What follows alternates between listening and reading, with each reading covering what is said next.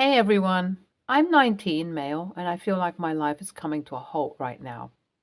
I have no idea how I'm going to get out of the current situation I'm in with my family, and everything is so overwhelming.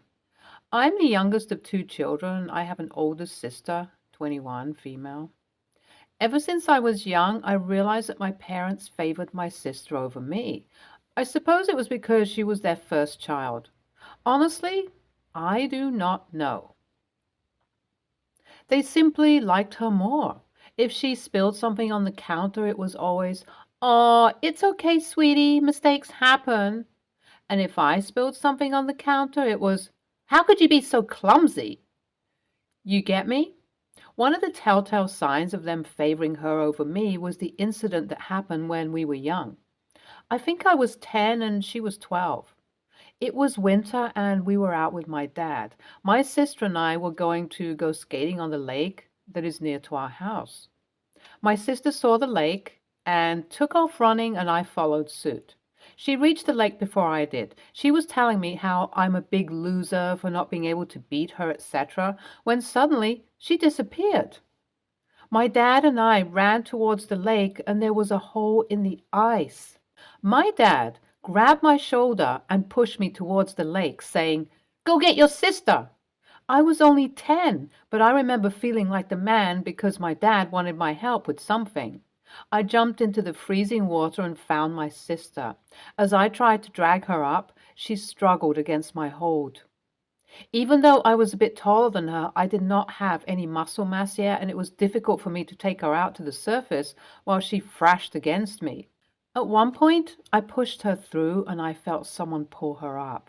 While she was getting pulled out, my sister kicked me in the rib, and that knocked the air out of me. The pain in my ribs, the freezing cold water, and this sudden tiredness overtook me. I still remember seeing the sunlight move far and far away with each passing second before I realized that was where I was supposed to go. It was like this survival instinct kicked in and I swam up. As I finally broke through the surface and struggled to catch my breath, I noticed my father and sister walking away from the lake, seemingly forgetting that I was even there. I dragged myself out onto the shore, and as I tried to cope with the cold wind, my father turned towards me and screamed at me to keep up. That was one of my core memories that shifted the way I perceive my parents around me. That incident opened my eyes and their favoritism, which was seemingly under wraps for the past 10 years. I noticed every time I got the toast that fell on the floor, or I was given the banana that was a bit too ripe. I noticed how often it was for my parents to forget that my allergies existed, and how often they simply forgot to include me. It was heartbreaking at first, and I tried to get their attention. I thought if I was a studious boy and got good grades, I would be on their good side, but it did not matter. I would be berated for getting a B while my sister was celebrated by scoring a C. It was strange. By the time I was 15, I had crippling depression. I struggled to get out of my bed most days. I stayed in my room for as much as I could, and when I did leave my room, I made sure it was when nobody would see me, because the moment they saw me, it was always, "Oh, look who has decided to join us today." And God, I wish you were friendly like your sister is. Your sister is so much better. She at least speaks with us about her day while you stay cooped up, etc. You get the drift. So, no surprise there, I stopped spending time with the family. Now, when I was 16, my sister finished high school and decided to go to an Ivy League college.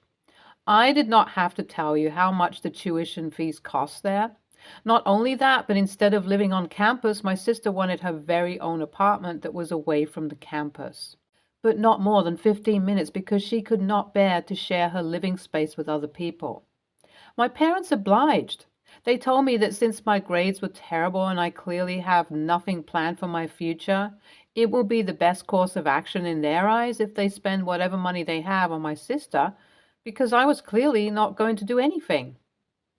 I did not complain. I honestly did not care. Now, after my sister moved out, I started seeing a change in my mental health. I'm not saying my sister was ever outright mean to me or anything, but now that she was not living with me under the same roof, the constant competition and comparison were not there. My parents did not speak with me, and I did not speak with them either. They left food for me, which I heeded and ate. If they did not leave any food for me, I cooked with whatever I had in the house.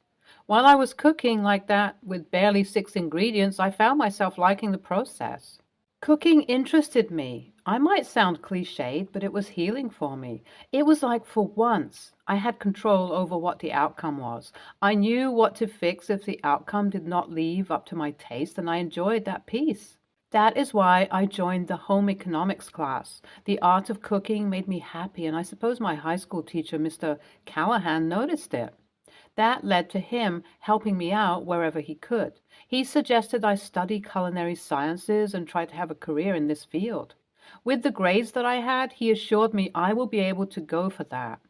Hearing that definitely made me happy, and the significant stability in my mental health started showing in my grades because I was able to focus on studying.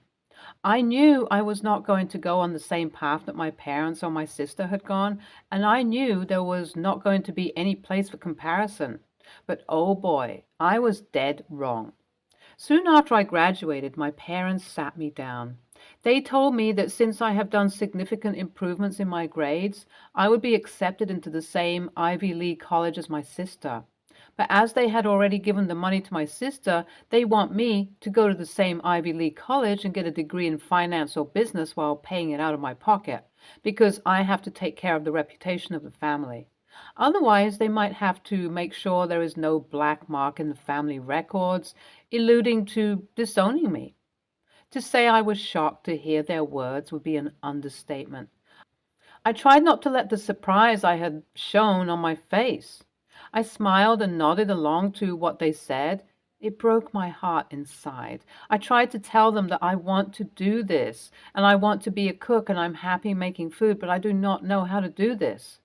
I feel like if I do say all of that, whatever relationship is salvageable between me and my parents will go down the drain, and I will regret it in the long run. But then again, if I go along with whatever they are saying, I'll have a huge student debt, and I will be unhappy because I'll be working in a field I have no interest or love in.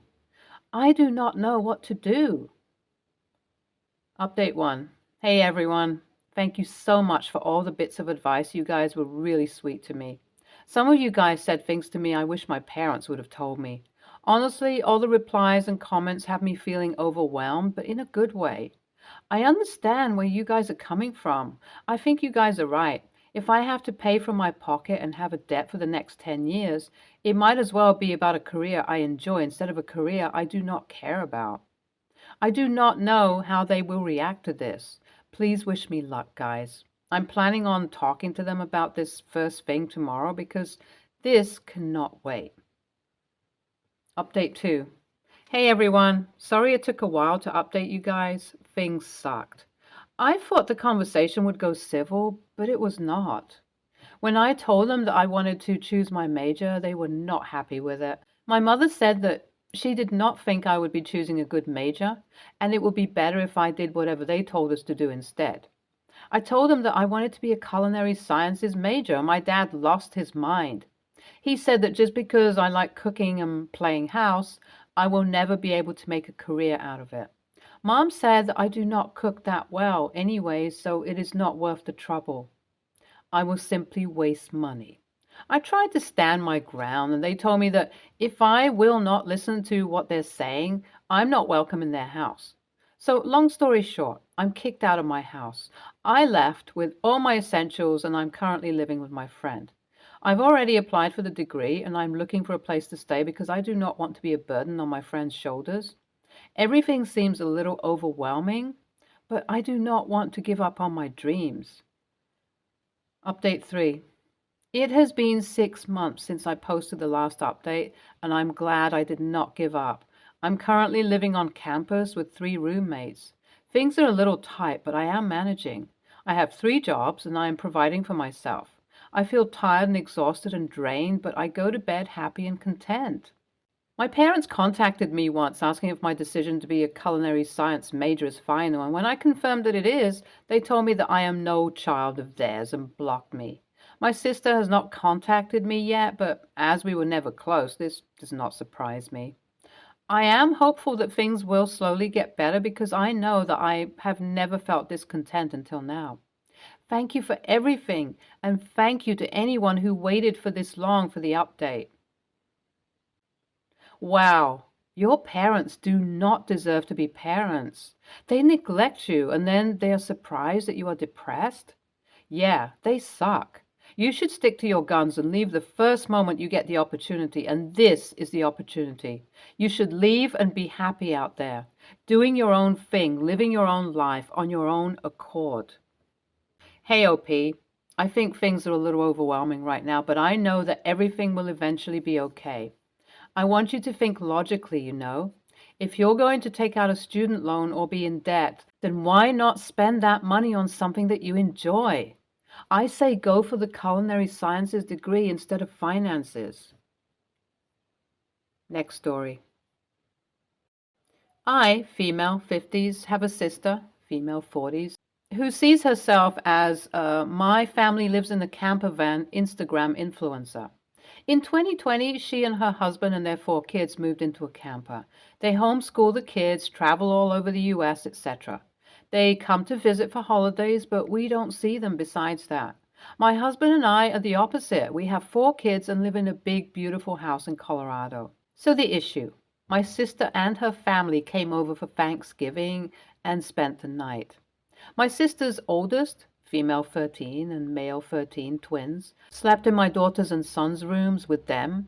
In the morning, my niece and my sister got into a big argument, with my niece being incredibly angry at her mother for making her live in a camper when she could have so much more space, not have to share so much with her brothers.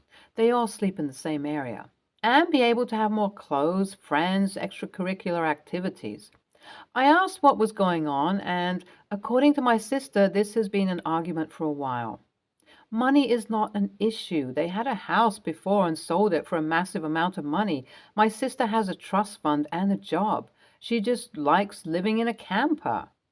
After a brief conversation with my husband and my children, we offered, in private to my sister, to take my eldest niece in. We have extra guest rooms and could make one a bedroom for her.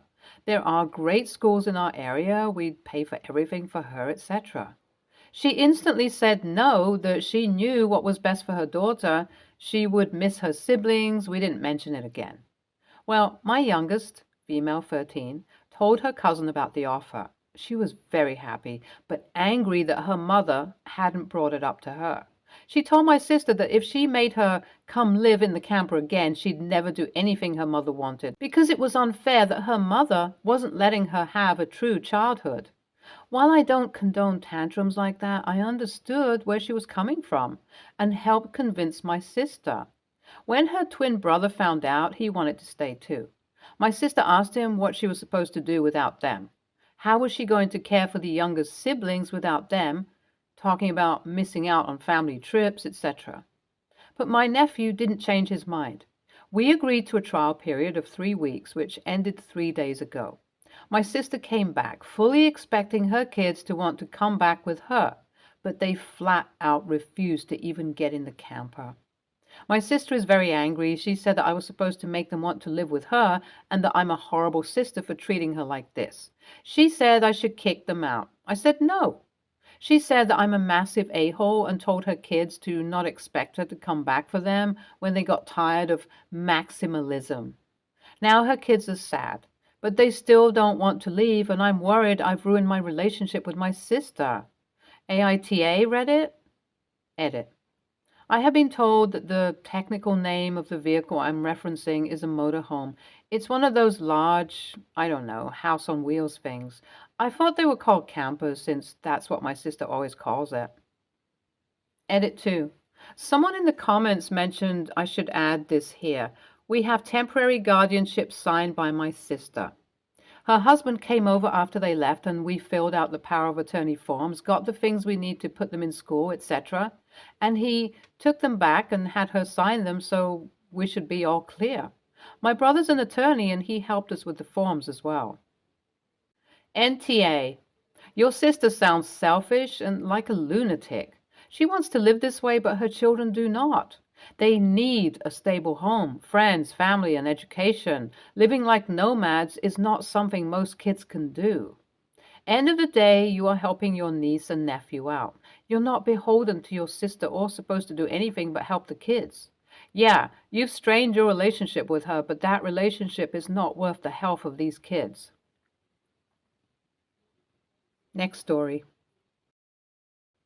I, 32, female, am expecting my first child with my husband, Paul, 36, male. Fake names. I'm currently 10 weeks pregnant, and my biggest pregnancy issue is fatigue and mainly cravings and hunger.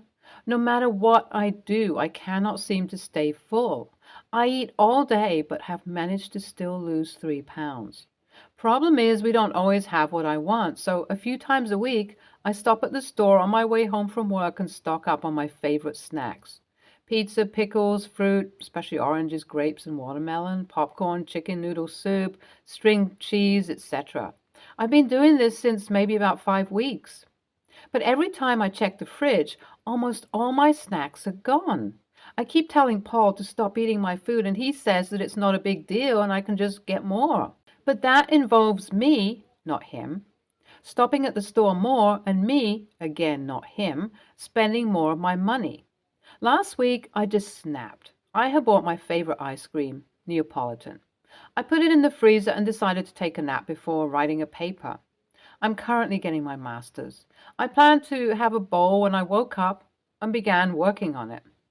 When I woke up, I went to the freezer and saw it had been opened. Now, I can't eat an entire quart of ice cream all by myself, so I wasn't mad that he had some until I saw what he did to it. My husband ate all of the strawberry side and left me with just the vanilla and chocolate, and the strawberry is my favorite part. I got mad and started yelling at him. He told me it was unreasonable of me to bring food in the house and not expect him to have any of it. But I told him that wasn't what I expected, but he knew that was my favorite ice cream and my favorite part of it was all gone. And he's always eating my snacks. He just told me to run to the store and get some more. So I just went back upstairs because he wasn't listening. I opened my laptop and ordered a full-size fridge, $2,300, paid for from my personal savings account that he has never contributed to. My husband and I don't mingle our accounts together, so he never saw I bought it until 2 days ago when it was delivered to our house. He came home from work and saw it plugged in our garage. He asked why there were locks on it and how much it cost. I told him not to worry how much it cost, and there are locks on it to make sure he doesn't eat all my snacks for my cravings. He said I can't control what he eats, and I told him not. I'm just controlling who eats my snacks, but the fridge in the house is open and he can have whatever is in that and the cabinets. But the fridge in the garage is for me only. I haven't had to go to the store all this weekend and all my food is locked up. But Paul is not speaking to me for 2 reasons. For making a large purchase without talking to him first, and for turning food into a war, his words. So AITA, edit. FYI, this is the only issue we're having right now. We've been married for 2 years. Edit 2. Also, I got a full size instead of a mini because ours in the kitchen is kind of old and I figured it could replace it should it go out. Or it could just be in the garage for the summer and we can put beers and sodas in it. Update. So my husband replaced all my snacks. He went to put snow tires on my car and came back with the tires and my snacks. He also got me a card and flowers. He's better at expressing how he feels in writing sometimes, and said he'd do better. No more updates. Also, as happy as many of you would be to hear that I'm getting a divorce over snacks, that's not happening. NTA for getting a refrigerator. You have every right to be annoyed and frustrated that he has no respect for you concerning food. What bothers me is that after eating your food, he tells you to go out and buy more. That is some nerve. Why doesn't he go out himself and replace the food he took? He sounds extraordinarily selfish. Unless he's willing to have some kind of couples counseling, I'm afraid he will keep behaving this way even after the baby arrives. NTA, he eats the snacks that you buy because of your pregnancy cravings and then expects you to drop what you're doing to go get some more when you've already bought some. My wife and I have our snacks we want, and if there is an overlap, we know but extra to make sure there's enough for both of us. If you're not mingling accounts, bills and normal groceries are taken care of. You don't need his permission to buy something for yourself. And if you don't need it in the future, it isn't like you can't sell it. He caused the issues when it comes to the food by not being considerate of the fact that you are in school and pregnant, and therefore don't have the extra time to just run out and grab more every time he eats it all. Maybe start eating all his snacks before he gets to them if he keeps wanting to make a big deal of it. But that's just me being petty. Stay tuned for more stories from our girl relationships.